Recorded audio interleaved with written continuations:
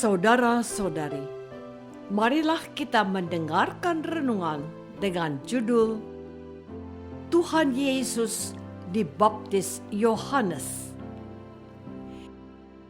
yang berdasarkan pada Injil Matius bab 3 ayat 16 dan 17. Sesudah dibaptis, Yesus segera keluar dari air, dan pada waktu itu juga langit terbuka, dan ia melihat Roh Allah seperti burung merpati turun ke atasnya. Lalu terdengarlah suara dari surga, "Inilah anakku yang kukasihi, kepadanyalah aku berkenan." Dalam nama Bapa dan Putra dan Roh Kudus. Amin. Saudara-saudari terkasih dalam nama Tuhan Yesus Kristus, Yohanes yang membaptis banyak orang untuk bertobat, ia menolak untuk membaptis Yesus. Yesuslah yang harus membaptis dirinya. Namun, karena Yesus mendesak Yohanes membaptisnya juga untuk menggenapkan seluruh kehendak Allah.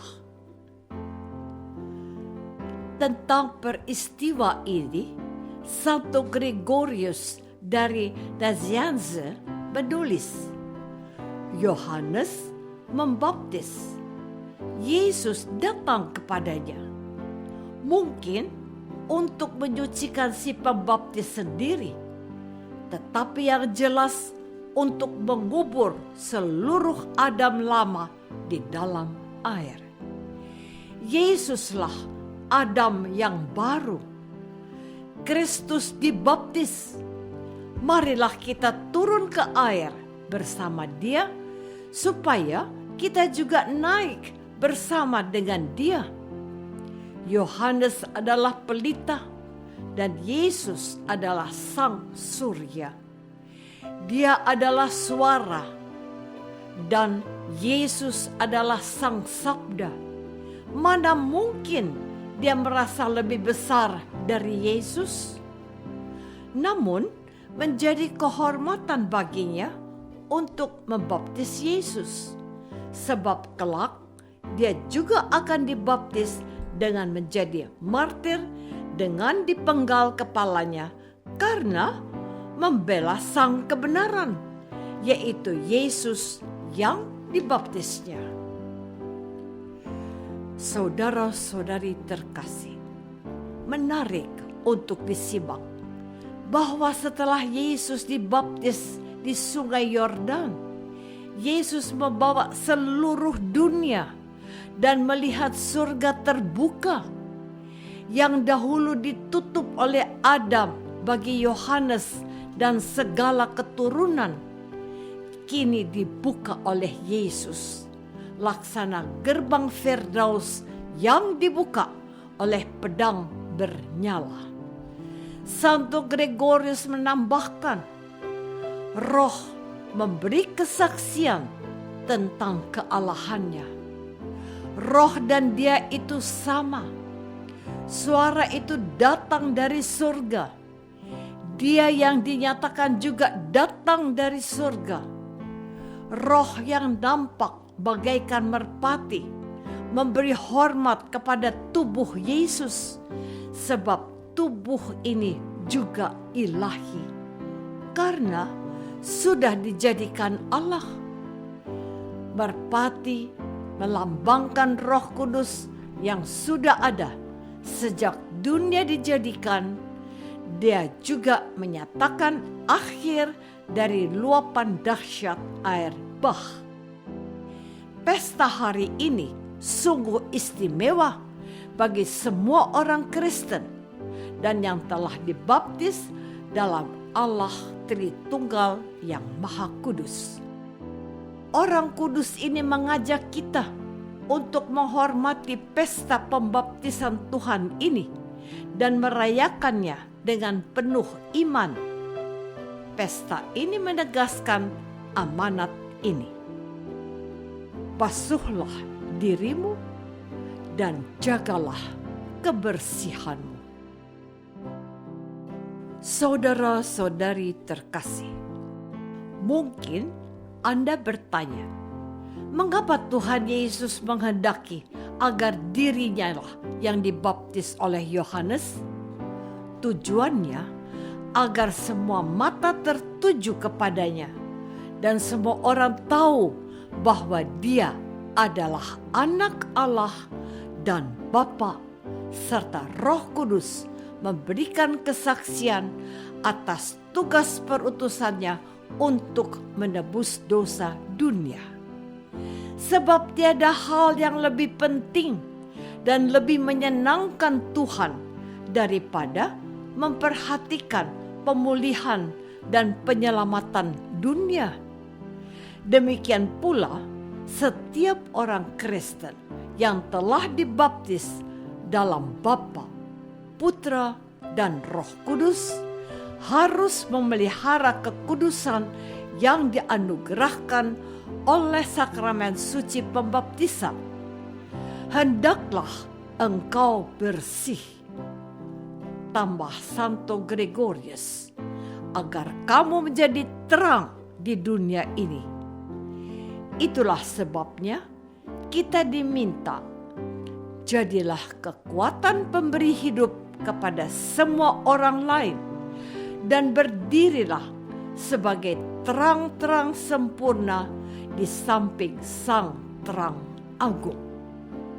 Misteri pembaptisan Tuhan Yesus di Sungai Yordan oleh Santo Yohanes Pembaptis ini menegaskan kepada kita bahwa kita yang telah dibaptis dan menjadi Kristen, kita harus mati bersama dengan Yesus agar kita kelak dibangkitkan juga bersama dengan Dia.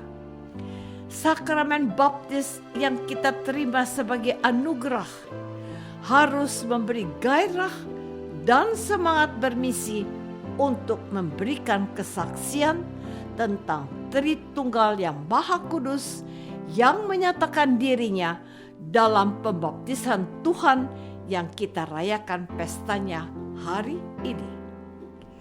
Saudara-saudari terkasih, saya tidak sanggup menyelami misteri pembaptisan Tuhan ini. Izinkanlah saya mengutip kata-kata Santo Maximus dari Turin ini untukmu. Sewaktu Yesus lahir sebagai manusia, Maria ibunya membelai Dia dalam pangkuannya.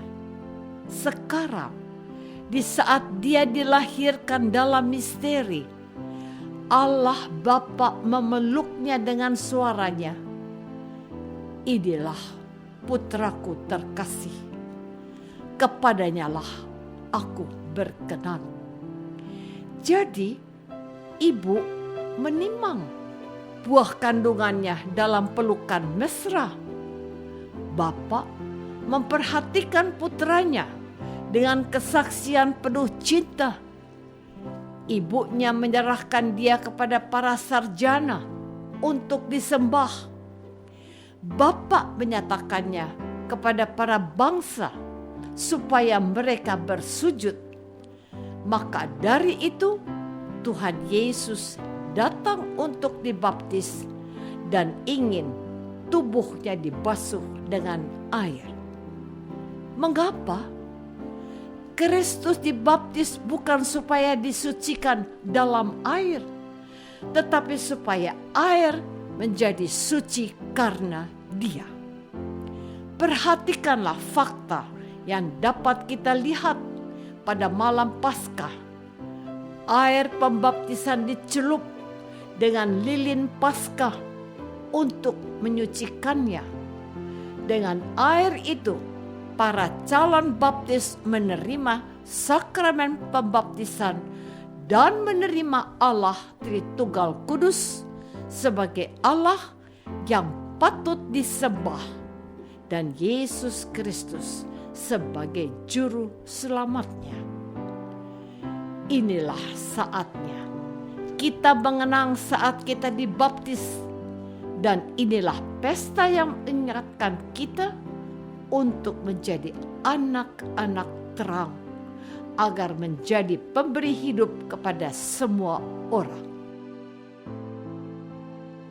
Apakah aku sadar bahwa dengan dibaptis aku juga diutus menjadi terang Kristus? Marilah kita berdoa. Bapa yang Maha Baik, terima kasih atas rahmat baptis yang telah kami terima dan menjadikan kami orang Kristen.